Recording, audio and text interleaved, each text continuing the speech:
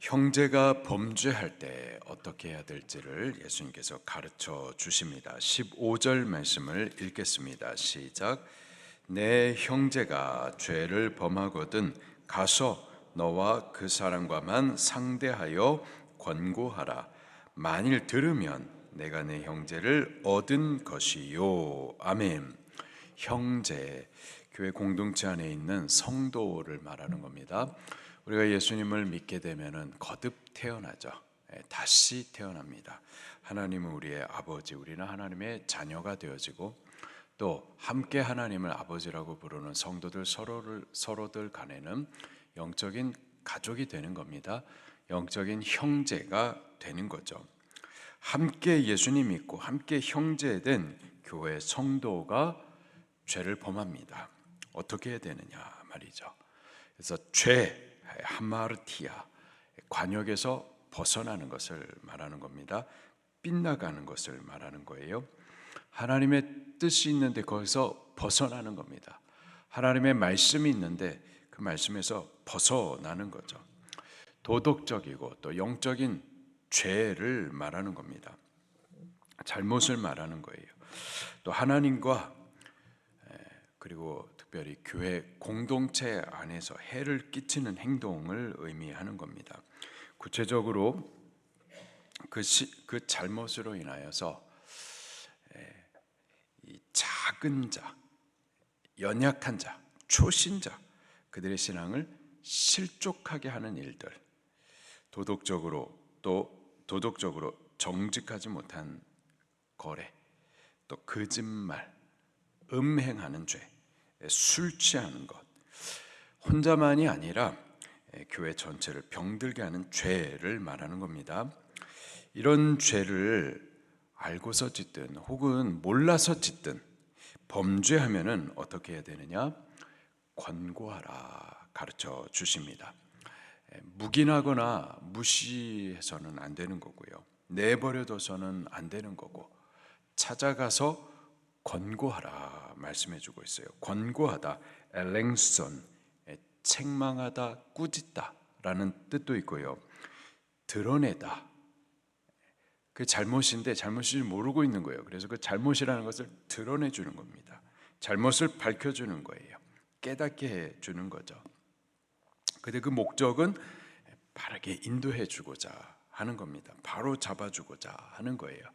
그래서 의미적으로 혼낸다, 정죄한다, 비난한다 이런 느낌이 아니고 바른 것을 가르쳐준다, 바르도록 인도해준다 그런 뜻인 겁니다.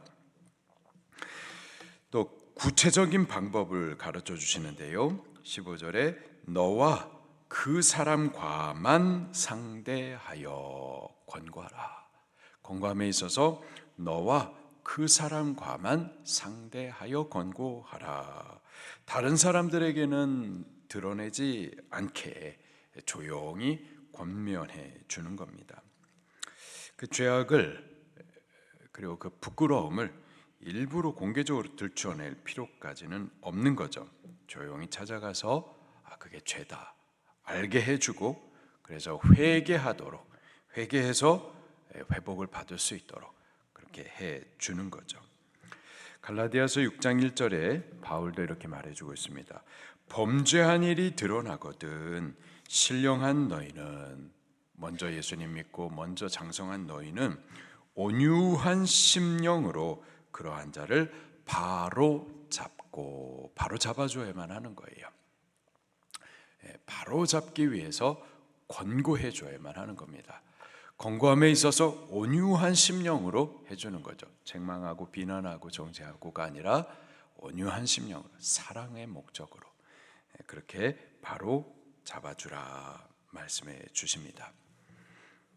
근데 이게 쉽지가 않아요. 누군가 내게 와가지고 내가 요청하지도 않았는데 나를 막 가르치려고 들고 또 특별히 나의 죄를 지적해 주는 거 유쾌한 일이 아니죠. 이것을 잘 알고 있기 때문에 범죄한 형제에게 우리가 찾아가 가지고 권고해 준다. 어렵습니다. 그래서 그냥 묵과하는 거예요. 알면서도 모르는 척하고 못 본 척하고 그냥 지나가는 거죠. 뇌 버려두는 겁니다. 권고해주지 않아요. 그럼 어떻게 될까요? 그러는 동안 교회는 병들어 가는 겁니다. 특별히 초신자들, 연약한 자들, 연약한 성도들, 그들의 신앙이요 실족하게 되는 거예요. 뭐 그렇게 신앙해도 되나 보다 이렇게 생각하게 되는 거죠. 바르지 못한 것을 배우게 되는 거예요. 우리 어린 자녀들도요 가르치지 않으면은 이래도 되는구나 하면서 배우는 거예요. 그걸 가르쳐주고 교정해주지 않으면 그래도 되나 보다 배우게 된다고요. 권고해 주셔야만 하는 겁니다. 묵과해서는 안 되는 거예요. 그런데 어려워요. 그래서 권고해 주는 것도 믿음이 필요합니다.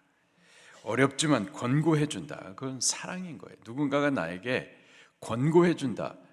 절대 쉽게 온 것이 아니라 기도 많이 하고 왔을 거라고요. 믿음을 쓰고서 온 거라고요. 그리고 정말 나를 사랑해 가지고 와서 권고해 주는 거죠.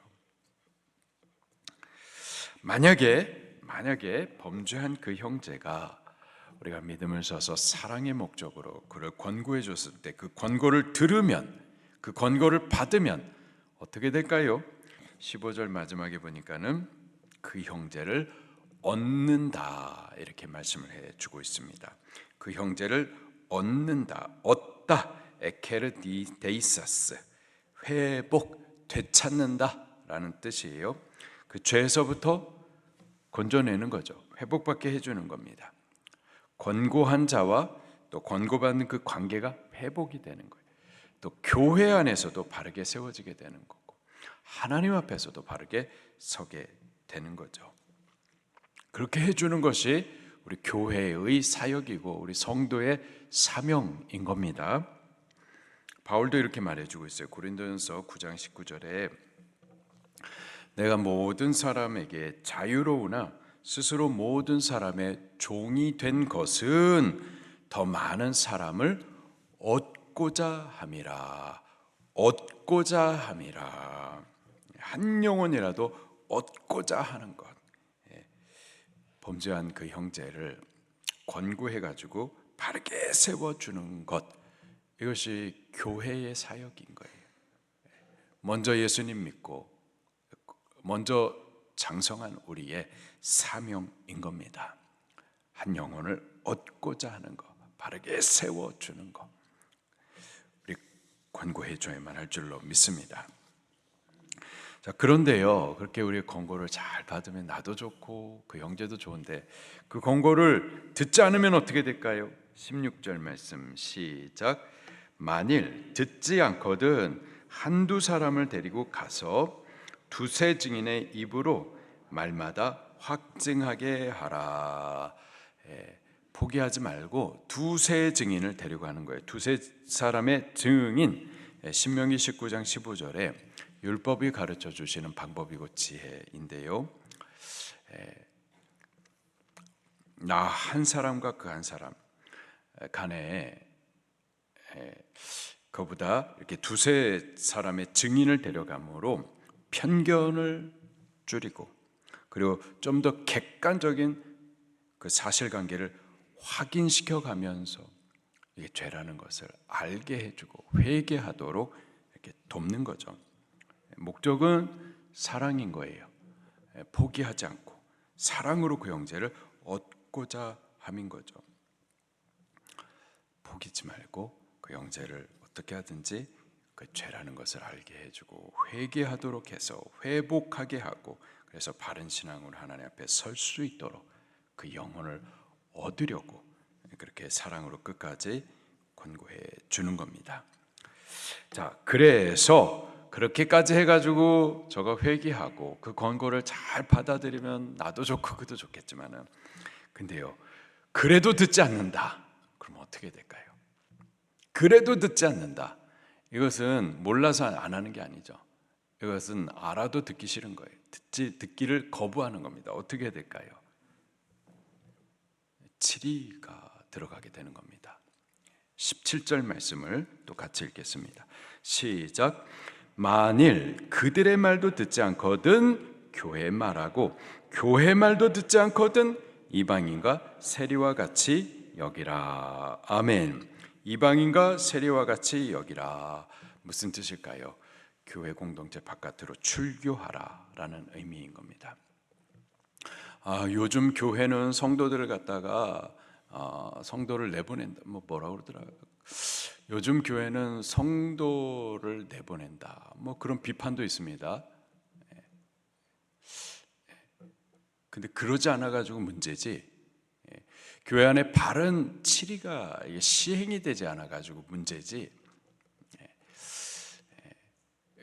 성경은 우리에게 바른 치리에 대해서도 권고해주고 있어요. 바울도요, 바른 치리가 시행이 돼야 될 것에 대해서 강조를 하십니다. 굉장히 좀 어려운 말을 하는데요, 같이 한번 찾아볼게요. 고린도전서 5장 5절 말씀입니다.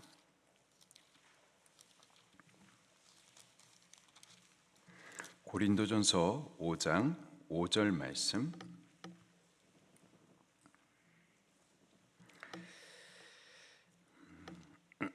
1절부터 같이 볼게요.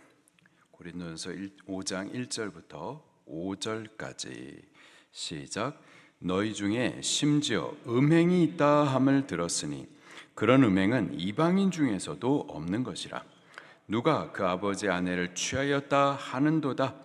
그리하고도 너희가 오히려 교만하여져서 어찌하여 통하니 여기지 아니하고 그 일 행한 자를 너희 중에서 쫓아내지 아니하였느냐.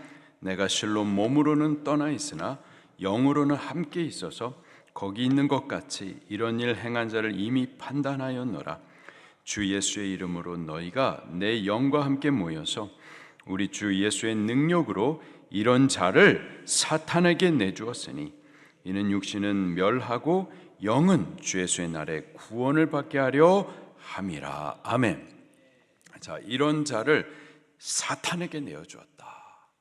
아니, 바울이 저가 복음 사역자로서 사탄에 묶여 있는 자들, 그들을 사탄에게서 건져내야 될 자인데, 근데 반대로 사탄에게 내어줬다, 이런 말을 한단 말이에요. 무슨 뜻일까요? 이 땅은 사탄의 지배받는 땅입니다. 사탄이 임금 노릇하고 있는 것이에요. 그리고 이 땅 가운데 복음이 선포되면서 천국이 선포되면서 하나님 나라 통치가 이제 시작이 되죠. 그렇게 이 마귀의 세상 가운데에서 하나님의 나라의 통치가 있는 곳이 어딜까요? 교회인 거예요. 교회는 하나님의 말씀의 통치가 있는 곳, 하나님이 왕이 되셔서 다스리시는 곳, 이 어둠의 세상 나라 이 어둠의 세상 나라 가운데에서 하나님의 말씀의 통치가 있는 곳이 바로 교회입니다. 근데 이 교회 안에서 자꾸 죄를 범하고 또 그 죄에 대해서 끝까지 회개하기를 거부하고 그러면은 반드시 이 치리가 있어야 되는데, 그 치리의 방법이 뭐냐? 사탄에게 내어주는 거예요. 사탄에게 내어준다는 게 뭐냐? 교회 공동체 밖은 이 사탄의 세계란 말이에요. 교회 바깥으로 출교한다라는 것을 의미하는 겁니다. 근데 출교의 목적도 이렇게 말하고 있어요. 다시 한번 볼까요? 5절에 이런 자를 사탄에게 내어주었으니 이는 육신은 멸하고 영은 주 예수의 날에 구원을 받게 하려 함이라. 영혼은 망가지지 않도록 하나님 앞에 구원받은 자이기 때문에 구원이 취소되지 않지만은 그러나 육체는, 그 인생은 아마 힘들어질 겁니다. 마귀의 밥이 되는 거죠. 그럼에도 불구하고 저를 출교시켜야 하는 이유가 뭘까요? 6절을 계속 보니까는 고린도전서 5장 6절에 너희가 자랑하는 것이 옳지 아니하도다. 뭐라고 자랑했을까요? 이런 자를 우리가 교회에서 여전히 품고 있다. 이렇게 엉뚱한 자랑을 하고 있는 거죠. 자랑하는 것이 옳지 않도다.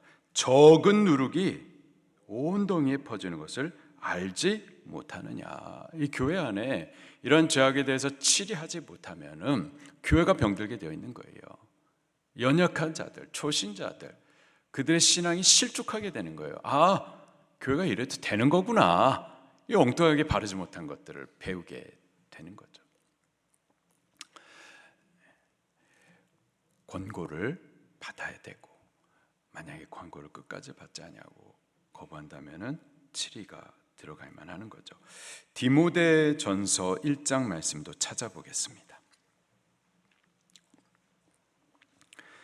디모데전서 1장 20절 말씀.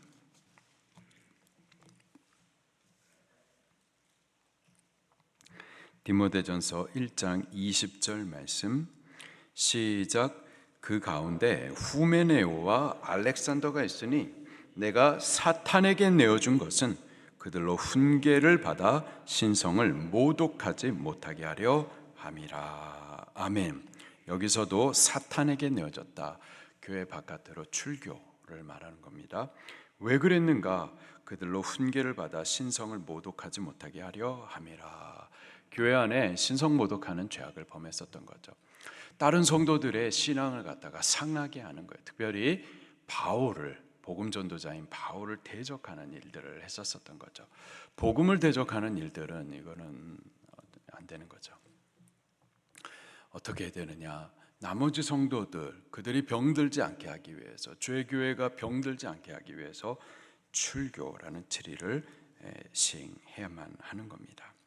그래서 교회는 두 가지를 함께 해야 돼요. 한 영혼에 대해서, 그 영혼을 얻기 위하여서, 회복해 주기 위하여서 그를 권고해 주고 최선을 다해서 포기치 않고자 최선을 다해야만 하고, 또 동시에 교회 공동체 전체의 거룩을도 같이 생각을 해야만 하는 겁니다.